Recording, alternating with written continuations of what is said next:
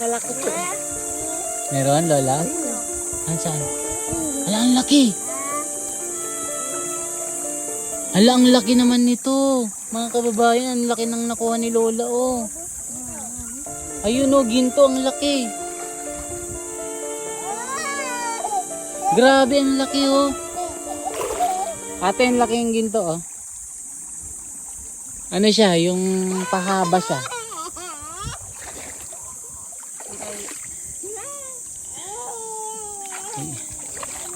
Ayan, oh. Paano pa pag may malahatdog na ginto, ano? Opo. Grabe, yayaman tayo niyan, tay. Yayaman kayo niyan, ano? Ayos. Success. Success si Lola. Idadagdag daw po na niya doon sa ginto niya. Ayun si Lola nakakuha ng ginto. Ayan. Ayan, ganyan ang proseso ng pagmimina ni Lola. Ayan na, tingnan natin. Sinisipat na ni ate.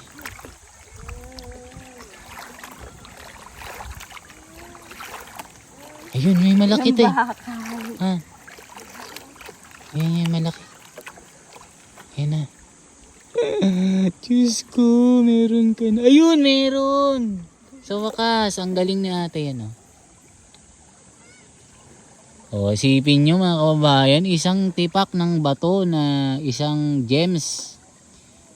Ganito po ang proseso ng pagkuha, mga kababayan. Ikaw nang kumuha, baka malaglag ko pa. Ayan. So, nasaan yung lagpat niya, te? Nasaan yung lagayan mo, te? Ito, lalagay na natin. Wow, may ginto talaga. Hindi ko ine-expect na makikilala ko sila ate. Tapos nagiginto na rin ako ngayon. Ayun. Kasi po kayo napatanga.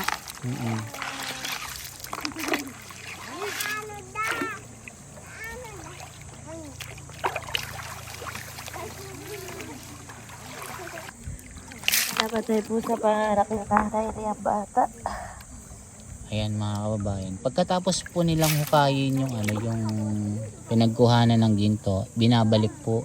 Binabalik siya tayo, no? Opo. Yan, binabalik po nila. Kaya parang yung cycle po ng paghuhukay nila ay hindi po siya nakakasira po sa ilog. Ate, oh. Ito. May ito yung si ate na buntis.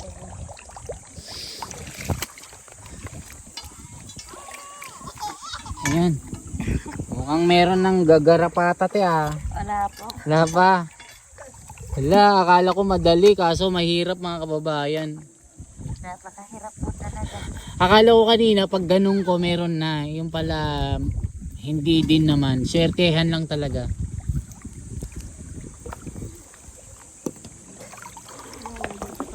Ate, wag niyong papayagan na may magminang ibang tao dito, ha, kasi masira talaga ito. Hindi po binabangon po na water. Kasi ito yung nagsusupply ng tubig sa buong Bulacan eh.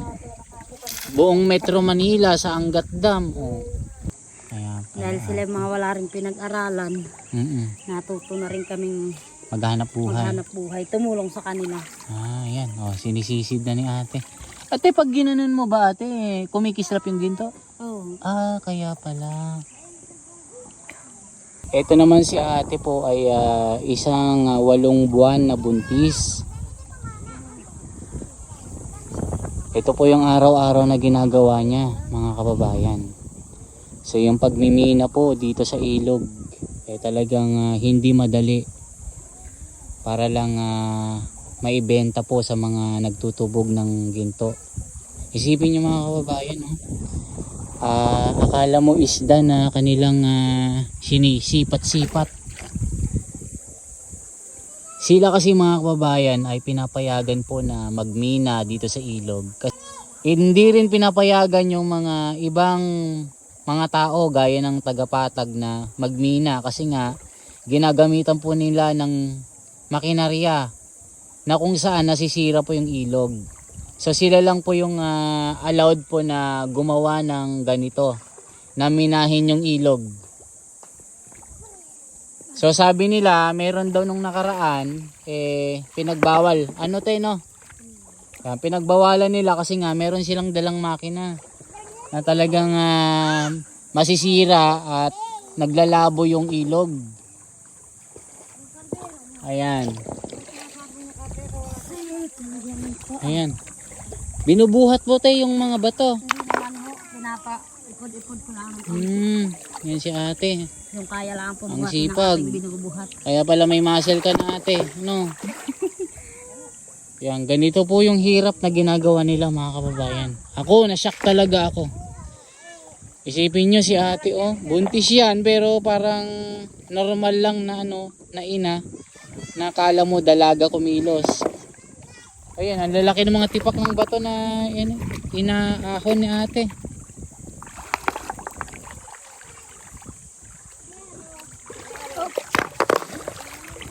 Siguro may mga malalaking din, malalaking ginto hindi nyo lang makita, no? Oo, siguro nga meron. Kailangan namin natin. Si Lola kasama na yung apo, oh.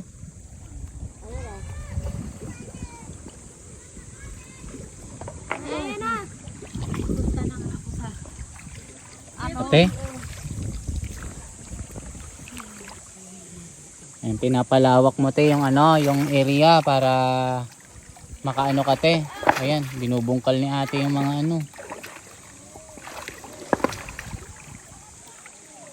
Kahirap te, Pero nasanay na rin kayo ate. Nasanay na rin. Wait lang te, baka parang may malaki akong nakuha. Wait lang. Malaking bato. Kulay itim. Kulay itim. Ibang kulay tayo na na ginto. Puro lang talaga, kulay ginto lang talaga. Marami talaga dito sa Pilipinas ang ginto Isipin nyo, dito lang sa ilog kinakapakapalang nila.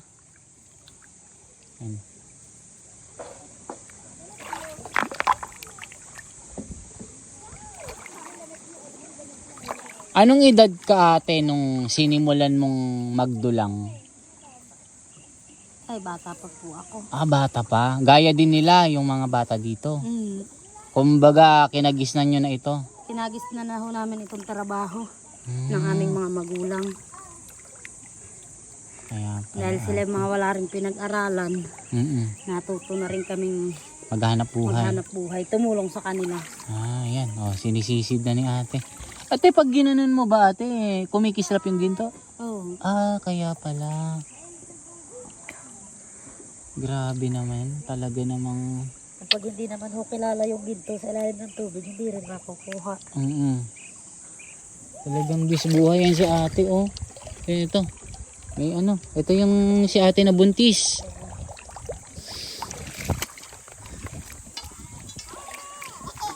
Ayan. Mukhang meron ng gagarapata te Wala po. Wala pa. Wala, akala ko madali kaso mahirap mga kababayan. Napakahirap po talaga. Akala ko kanina pag ganun ko meron na. Yung pala hindi din naman. Swertehan lang talaga.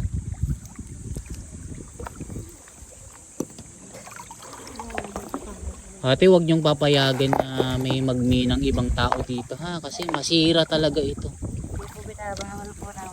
Kasi ito yung nagsusupply ng tubig sa buong Bulacan buong Metro Manila sa Angat Dam. Pag nasira na, wala na. Yan si Lola, ang grabe si Lola kanina pa siya. Yan na po yung kasi po yung apo niya, wala na po yung nanay. Siya na pong ang nagsisilbing apo, nanay po. Opo. Napatay po sa pangarap ng nanay niyang bata. Ayan mga kababayan. Pagkatapos po nilang hukayin yung yung pinagkuhanan ng ginto, binabalik po. Binabalik nyo tayo, no? Opo. Yan, binabalik po nila. Kaya parang yung cycle po ng paghuhukay nila ay hindi po siya nakakasira po sa ilog. Ayan mga kababayan.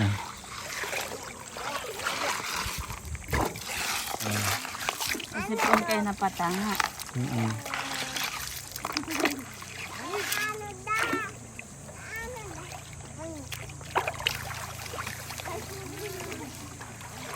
Ayan na. Kinakabahan ako, parang may malaking ginto ah. Ay, kinakabahan na ako. Wait lang. Ayun oh, ang laki.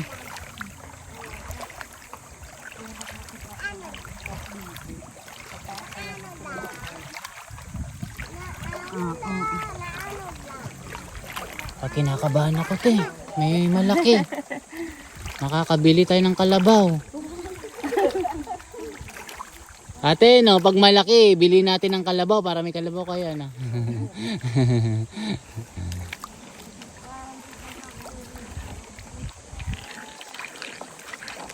May mga alaga kayong hayop, te? Wala po, ano lang po, yung baboy lang po. Nasaan yung baboy nyo dito? Andyan po sa ano, naggala po. Ah, wild din siya, hindi siya tinatali? Opo, hindi ko po Ah, tinatawag. kaya pala. Ayan na, tingnan natin.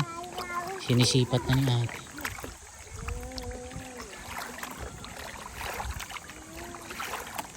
Ayun, may malaki te. Ah.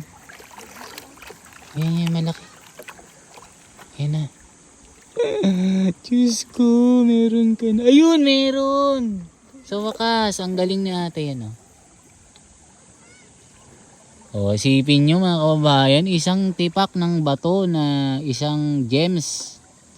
Eh, ganito po ang proseso ng pagkuha, mga kababayan. Te, ikaw nang kumuha, baka malaglag ko pa. Ayan. So, nasaan yung lagpat niya, te? Nasaan yung lagayan mo, te? Ito, ayun, lalagay na natin. Wow, may ginto talaga.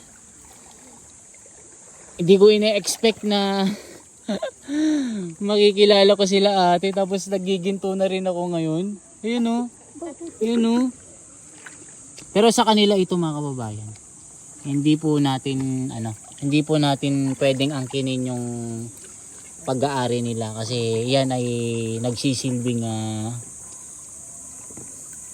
pang nila, pang hanap buhay, pang benta nila. Yung 3 guhit ay 750.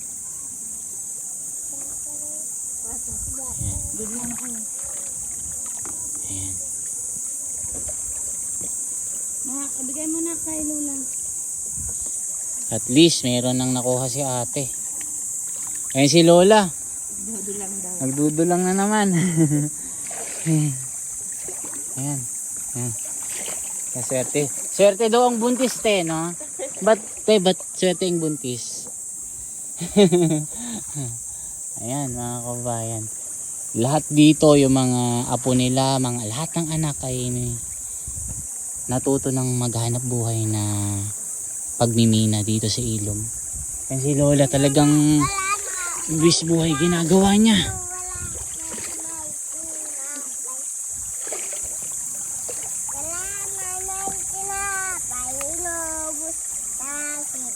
Kumakanta siya?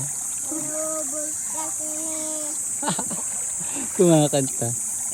O Lola, ano yan? Ha?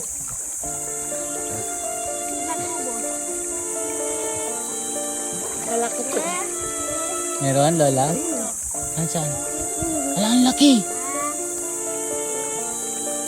Ala, ang laki naman nito. Mga kababayan, ang laki ng nakuha ni Lola, oh. Ayun, oh, ginto, ang laki. Grabe, ang laki, oh. Ate, ang laki yung ginto, oh. Ano siya, yung pahaba siya.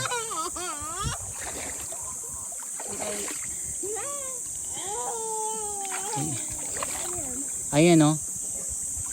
Eh, paano pa pag may malahatdog na ginto, ano? Opo. Grabe, yayaman tayo niyan, te. Yayaman kayo niyan, ano? Ayos.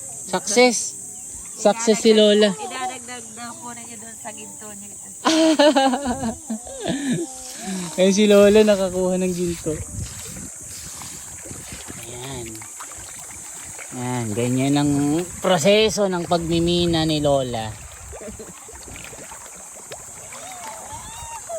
Nalakay kung ano lang yung ano.